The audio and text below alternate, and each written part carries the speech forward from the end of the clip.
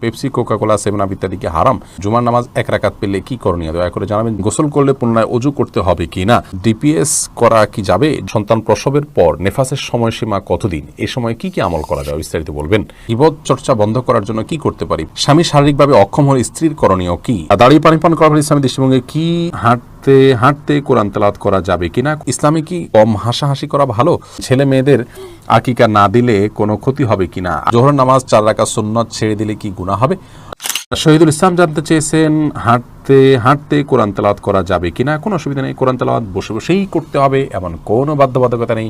আপনি চলতে ফিরতে উঠতে বসতে কোরআন তেলাওয়াত করতেই পারেন, কোনো অসুবিধা নেই। আশরাফুল ইসলাম জানতে চেয়েছেন ছেলে মেয়েদের আকিকা না দিলে কোনো ক্ষতি হবে কিনা? আকিকা বিভিন্ন বর্ণনা দ্বারা বোঝা যায় এটা তাদের আসলে লাইফ ইন্স্যুরেন্সের মতো, সেই জায়গা থেকে তাদের নিরাপত্তার জন্য এটা করা উচিত, কিন্তু না দিলে তারা ক্ষতিগ্রস্ত হবে এরকম কোনো কথা আবার হাদিসে বলা হয়নি। নিরাপত্তার জন্য এটা সতর্কতামূলক ব্যবস্থার অংশ হিসাবে সাধ্য অনুযায়ী করা উচিত। জেরিন তাসিম জানতেছেন জোহরের নামাজ 4 রাকাত সুন্নত ছেড়ে দিলে কি গুনাহ হবে? জোহরের নামাজে 4 রাকাত সুন্নত যদি মাঝে মধ্যে ছুটে যায় কোনো অসুবিধা নেই, কিন্তু নিয়মিত যদি এরকম ছাড়েন তাহলে সেটি অবশ্যই গুনাহের কারণ। গুনাহ বলতে এখানে কবিরা গুনাহ হবে না, বড় কোনো পাপ হবে না, কিন্তু এর ফলে আপনার ছোট গুনাহ হবে এবং ক্ষতি হবে। কারণ নবী সাল্লাল্লাহু আলাইহি ওয়াসাল্লাম এটাকে কখনো ছাড়েন নাই, নবী সাল্লাল্লাহু আলাইহি ওয়াসাল্লাম কখনো ছাড়েননি, সেই কাজটিকে আপনি ছেড়ে দিলে অবশ্যই গুনাহ মানে ক্ষতি, অবশ্যই আপনার ক্ষতি হবে। যদিও ক্ষতিটা মহাপাপের পর্যায়ের ক্ষতি হবে না, কিন্তু হবে, এবং এ ধরনের ক্ষতির কারণে আপনার নামাজের যে মূল স্পিরিট, নামাজের যে মূল বরকত, সেটি কিন্তু নষ্ট হয়ে যায়। মোহাম্মদ সিয়াম পাটোয়ারি, ইসলামে কি কম হাসাহাসি করা ভালো? হ্যাঁ ভাই, কম হাসাহাসি করা ভালো বলতে হাসির নিয়ন্ত্রণ থাকা উচিত। সারাক্ষণ হাসতে থাকা বা যে অতিরিক্ত হাসি অনেক সময় আখিরাতের পরে সব ভুলিয়ে দেয় মানুষকে। দুনিয়াতে তো আমরা আখিরাতের একটা বিশাল বড় টার্গেট নিয়ে আগাচ্ছি, আমাদের সামনে হয় জান্নাত না জাহান্নাম, এই বিষয়গুলো মাথায় রাখার ফলে একটা মানুষ অযথা অহেতুক বা সারাক্ষণ হাসতে পারে না। বাকি হাসি কান্না এগুলো মানুষের জীবনের অংশ, বিনোদন হাসি নবী সাল্লাল্লাহু আলাইহি ওয়াসাল্লাম করেছেন, করতেই পারেন, কিন্তু অতিরিক্ত হওয়া এবং আপনার আখিরাতকে ভুলে থাকা, জাহান্নামকে ভুলে থাকা, এটি কোনো ইমানদারের জন্য শোভনীয় নয়। সেই জায়গা থেকে আপনার এই কথা অবশ্যই সঠিক রয়েছে। দাঁড়িয়ে পানি পান করার ইসলামী দৃষ্টিভঙ্গি কি? জনাব সাইদ আহমদ জানতে চেয়েছেন। ভাই সাইদ, দাঁড়িয়ে পানি পান করা অনুচিত।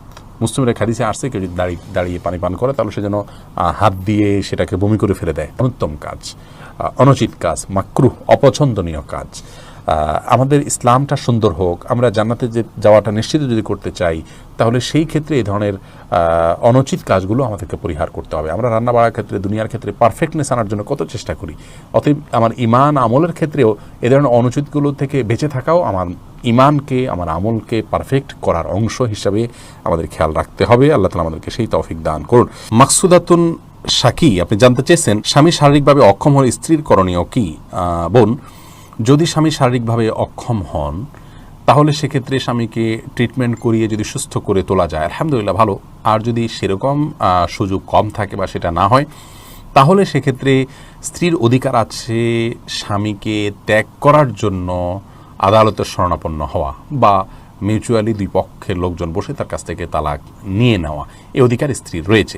কাবিননামা 18 নম্বর কলাম যদি পূরণ হয়ে থাকে এবং সেখানে যদি সিগনেচার করে থাকেন স্বামী, তাহলে সেক্ষেত্রে স্বামী তার মৌলিক চাহিদা পূরণ করতে অক্ষম, এটার ভিত্তিতে, এটার যদি শর্ত উল্লেখ থাকে তাহলে এটার ভিত্তিতে তিনি তালাক গ্রহণ করতে পারবেন। তালাক দিতে পারবেন না, তালাক গ্রহণ করতে পারবেন। অর্থাৎ এক কথায় তিনি বিচ্ছেদের চিন্তা করতে পারেন, তবে তার আগে ট্রিটমেন্ট এবং তাকে সুস্থ করে তোলা, এই বিষয়গুলোর জন্য পদক্ষেপ নেওয়ার অধিকার তার রয়েছে।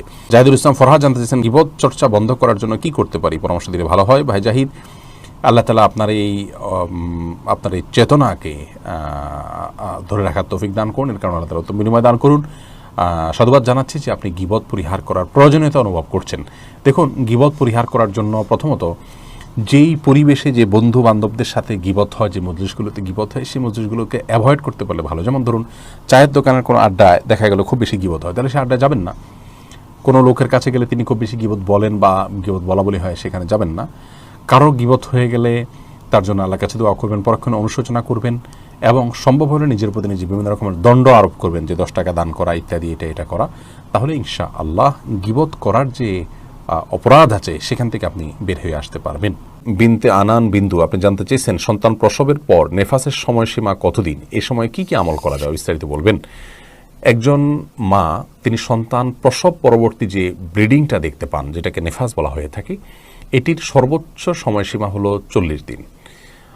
40 দিন এর পর যদি ব্লাড দেখাও যায় তারপরও তিনি স্বাভাবিক অবস্থায় যে ইবাদতবন্দি করতেন সেগুলো তিনি করবেন, সালাত সিয়াম সবকিছু তাকে করতে হবে।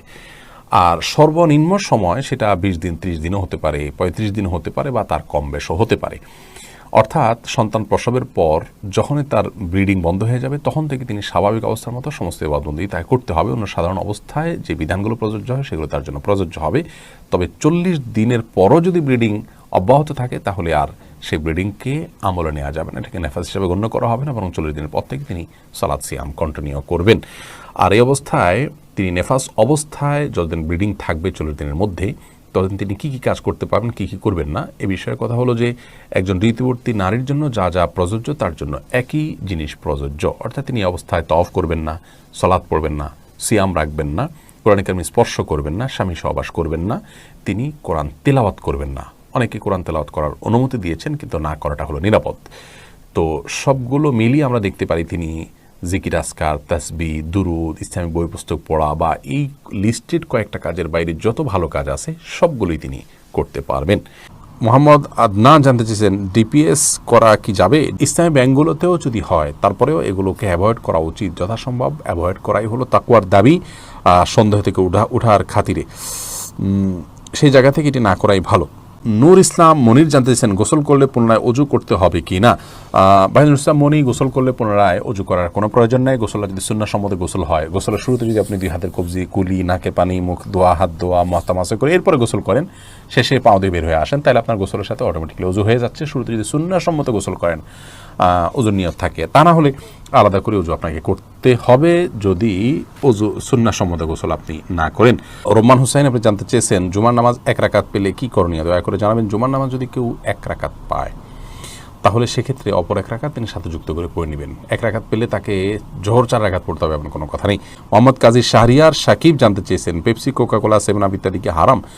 পেপসি, কোকাকোলা, 7 আপ ইত্যাদি পান করাকে সরাসরি হারাম বলা যাবে না, কারণ এগুলোতে হারামের কোনো উপাদান আছে বলে নিশ্চিত নই আমরা। তবে বলা হয়, লোকমুখে প্রচলিত আছে যে পেপসি, কোকাকোলা ইত্যাদিতে এমন একটি উপাদান দেওয়া হয় যেটা অনুল্লেখ্য থাকে। আর এগুলো যেহেতু ইয়াহুদিবাদী এবং তাদের প্রাধান্য নির্ভর কোম্পানি, সেজন্য এখানে যদি অজানা কোনো উপাদান থাকে তাহলে সেক্ষেত্রে একজন ইমানদারের জন্য অবশ্যই সেটা বর্জন করা উচিত। সবচেয়ে বড় কথা হলো এটি স্বাস্থ্যের জন্য ক্ষতিকর, এ বিষয়ে কারোর কোনো দ্বিমত নাই। আর স্বাস্থ্যের জন্য ক্ষতিকর কোনো কিছু আমাদের জন্য গ্রহণ করা অনুচিত, সেই জায়গা থেকে এগুলো বর্জন করা উচিত এবং ভালো। কিন্তু এটাকে হারাম বলতে হলে হারাম কোনো উপাদান আছে সেটি প্রমাণ করতে হবে।